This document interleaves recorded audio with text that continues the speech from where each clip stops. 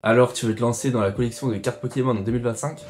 Bonne nouvelle, c'est plus excitant que jamais. Mais soyons honnêtes, ça peut vite devenir un casse-tête avec les AR, les SAR, les ultra rares, les gold et j'en passe. C'est pour ça que j'ai voulu faire cette vidéo, un petit guide pour t'aider à te retrouver. Aujourd'hui, les cartes Pokémon est un phénomène mondial. La recherche du mot-clé carte Pokémon n'a jamais été aussi haute depuis le début de sa création. Tu te dis peut-être, j'ai qu'à acheter des boosters et puis je garde les cartes que j'aime bien. Alors oui, tu peux faire ça. Mais tous les collectionneurs vont te confirmer que ça va coûter très cher. Mon but ici, c'est de te donner tous les beaux réflexes pour pouvoir profiter du hobby sans dépenser un montant qui est aberrant. Dans cette vidéo, je vais te montrer les bases de la collection sans que tu doives exploser ton budget de départ. Pyroli, déploiement. Lance-flamme. Tout d'abord, tout le monde a une façon différente, donc c'est-à-dire propre de collectionner les cartes Pokémon. Par exemple, par rapport à moi, j'achète seulement les cartes ou les items dont je pense qu'on prend de la valeur sur la durée. Donc je mixe quelque chose que j'aime bien, c'est-à-dire l'investissement, et mon hobby favori, Pokémon. Tandis que d'autres aiment collectionner pour le plaisir personnel, d'autres aiment acheter leurs cartes pour participer à des tournois physiques. Donc peu importe quel type de collectionneur tu souhaites devenir, cette vidéo va t'être très utile. Après cette vidéo, tu devrais être confortable avec les différents produits Pokémon et quels produits acheter. Et aussi, je l'espère, à ne pas tomber dans les pièges de ce hobby. Si tu es nouveau dans cette chaîne, je voudrais commencer par te dire bonjour et bienvenue dans l'univers de la collection Pokémon. Je m'appelle Romain, je collectionne depuis tout petit et ça fait déjà plus d'1 an actuellement que j'ai investi dans les cartes Pokémon. Pokémon est une partie intégrante de mon enfance et quand j'étais petit, je rêvais de vivre de ma passion et j'espère que cela pourra se réaliser un jour. Si tu veux rester à jour sur les cartes Pokémon, n'hésite pas à rejoindre la chaîne si tu veux toutes les informations sur les dernières actualités et les tendances de prix. Cela fait toujours plaisir de voir de nouveaux visages qui rejoignent la chaîne. Au lieu de parler des cartes ou des produits, je vais te parler de l'aspect le plus important de la collection qu'il ne faut surtout pas négliger. Cet aspect-là, c'est le stockage et la protection parce qu'une toute petite playure sur une carte peut considérablement faire baisser sa valeur. Et je ne parle pas d'une simple baisse de 5%, non, c'est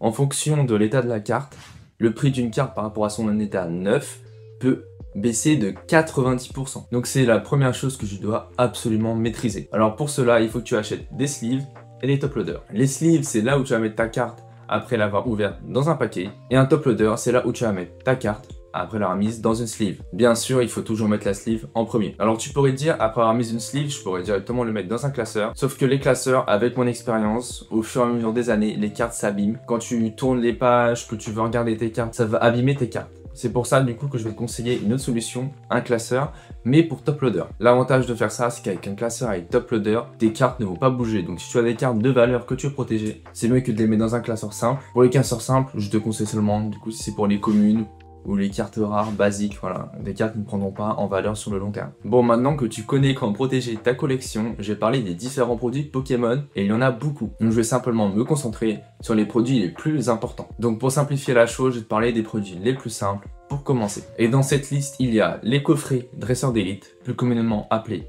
ETB, Elite Trainer Box en anglais, la display et le bundle. Alors il y a plein d'autres produits si tu souhaites faire des compétitions qui peuvent être intéressants. Mais cette vidéo, elle est exclusivement si tu souhaites collectionner. Donc je ne conseille pas forcément ces produits-là si tu veux faire de la compétition. Avant de parler de la base des produits, si tu es nouveau dans la collection et que tu souhaites rejoindre une communauté, je te conseille vivement mon serveur Discord. Tu pourras poser des questions à une communauté de collectionneurs et d'investisseurs qui s'y connaissent vraiment. Alors il est toujours sympa d'avoir les conseils d'une communauté bienveillante. Tu peux également montrer les cartes que tu as obtenues dans tes boosters, ainsi que ta collection. Allez, le lien est en description. Donc commençons par le coffret dresseur d'élite. Donc le coffret dresseur d'élite, plus communément appelé ETB, est le meilleur item pour commencer la collection. La raison, c'est qu'il contient tout ce dont tu as besoin pour commencer. Dans une ETB, tu as environ entre 9 à 10 boosters. Tu as également des sleeves et des petits goodies. Donc il y a une chose que j'aime beaucoup avec les ETB, bon celle-là elle est déjà ouverte, c'est que vous pouvez enlever tous les goodies, tout ce qu'il y a, et vous pouvez ranger vos cartes directement comme ça pour les communes.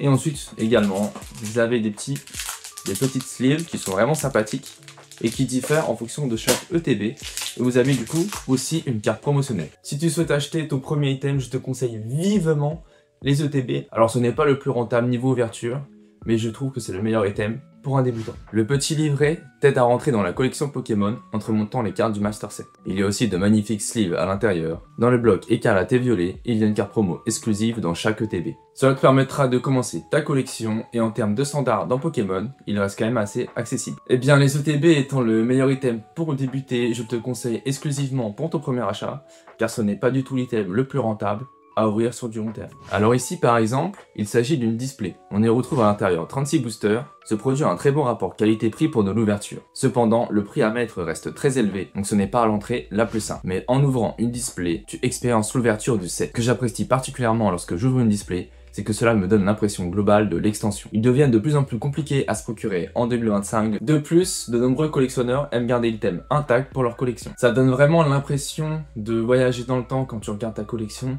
parce que Pokémon garde les mêmes designs, que ce soit pour les displays ou les ETB. Donc dans 10 ans, Pokémon devrait encore continuer à garder le même design, parce qu'il y a une nostalgie qui se crée. Et puis il y a aussi un énorme marché secondaire pour toutes les personnes qui aiment collectionner ce genre d'item. Pour finir, parlons maintenant des bundles. Un bundle contient 6 boosters, ce qui rend cet item si intéressant et apprécié, c'est que les bundles sont disponibles pour les extensions principales et secondaires.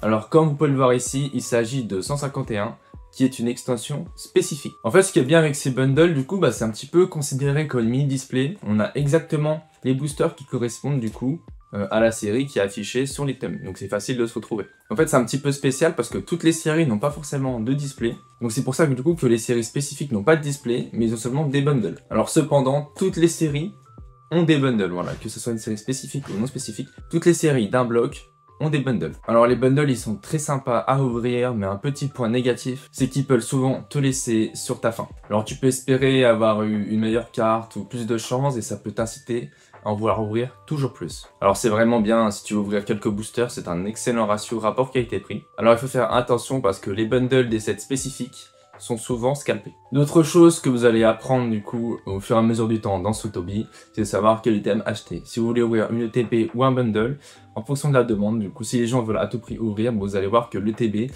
sera pas forcément l'item le plus cher en termes de pourcentage dans le marché secondaire. Donc si tu as un petit budget et que tu souhaites ouvrir des boosters, à prix magasin, je te conseille très fortement d'acheter les bundles. Personnellement, je pense vraiment que ces 3 produits sont les meilleurs pour la collection. Avec l'arrivée massive de nouveaux collectionneurs, je dois te parler d'un aspect beaucoup moins sympathique dans le hobby des cartes Pokémon. Alors aujourd'hui, beaucoup de scalpers sont rentrés dans le lobby des cartes Pokémon en 2025 et ça semble être l'année où il y a le plus de scalpers depuis le début de la création de Pokémon. Et actuellement, l'influence de Pokémon ne fait que de grossir. Du coup, ils achètent des produits pour les revendre le plus rapidement possible sur le marché secondaire à un prix bien plus élevé. Alors mon seul vrai conseil ici, ce serait d'éviter de payer un supplément pour les produits qui viennent juste de sortir. Payer le prix premium pour de l'ouverture pour de l'ancien, ce n'est pas du tout un souci. Alors les seuls conseils que j'aurai à te donner, du coup, c'est soit de passer à une autre extension plus accessible, soit d'essayer de faire des précommandes en ligne, ou alors être disponible le jour de la sortie de l'extension, essayer de faire les magasins dès l'ouverture. Et puis c'est normal de passer à côté d'extensions, il n'y a aucun souci, il y aura d'autres extensions plus tard qui seront mises en valeur. Aussi, lorsque tu achètes des cartes Pokémon, il faut toujours que tu achètes dans des sites qui sont vérifiés. Il faut aussi faire attention à certains acheteurs, parce qu'avec l'expansion des cartes Pokémon, certains acheteurs recollent directement les paquets. Donc la meilleure solution de ne pas se faire arnaquer, c'est d'aller dans des boutiques fiables, ou avec des vendeurs fiables. Si tu ouvres du coup beaucoup de boosters, tu auras de la chance du coup potentiellement de tomber sur une carte rare, que ce soit la Pikachu, la Noctali, la Amphinobi. Et puis grader ces cartes, c'est un excellent moyen de gagner de la valeur sur sa collection. Et je conseille fortement. Grader ces cartes, ça peut être compliqué dès le début, mais il faut se concentrer sur les compagnies les plus importantes. Donc je conseille PSA pour de la valeur sur de long terme. PSA, c'est une valeur sûre, et un PSA 10 fait exploser les prix. Alors si c'est plus pour du personnel et que tu ne veux pas faire grader ta carte, il y a une entreprise française, Collectora, qui fait du coup des boîtiers spécifiques, design exclusif pour la carte. J'espère vraiment que cette vidéo t'aura plu, je parlerai plus en détail dans d'autres vidéos. Si tu veux des conseils sur l'investissement Pokémon ou mieux comprendre l'univers de Pokémon, n'hésite pas à me suivre pour d'autres vidéos. C'était Pyrocards, à très bientôt pour une autre vidéo.